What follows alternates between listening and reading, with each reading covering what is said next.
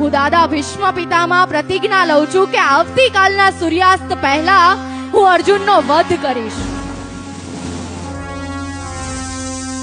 આ તરફ દાદા ભીષ્મ પિતામહે પ્રતિજ્ઞા લીધી છે અને બીજી તરફ પાંડવોની શિબિરમાં હાહાકાર મચી ગયો છે. કૃષ્ણને ખબર પડે છે કે ભીષ્મ પિતામહની પ્રતિજ્ઞા છે અને જોવા નીકળે છે. સૌથી પહેલા એ ભીમની શિબિર હોય છે ત્યાં જાય છે. ભીમ ગદાના પ્રહાર માટે વધારેમાં વધારે કોશિશ પ્રયત્ન કરી રહ્યા હોય છે. ધર્મરાજ યુધિષ્ઠિર ગહન ચિંતામાં છે કે શું થશે.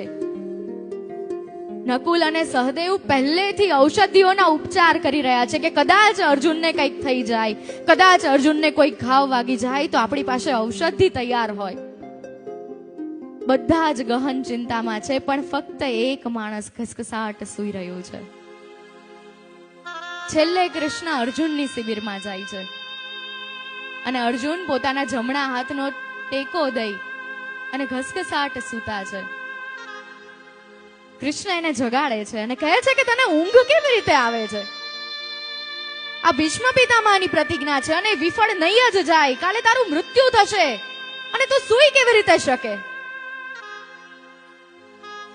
ત્યારે અર્જુન હસીને ફક્ત એટલું કહે છે કે માધવ તું જાગે છે ને, હું એટલે સૂતો છું.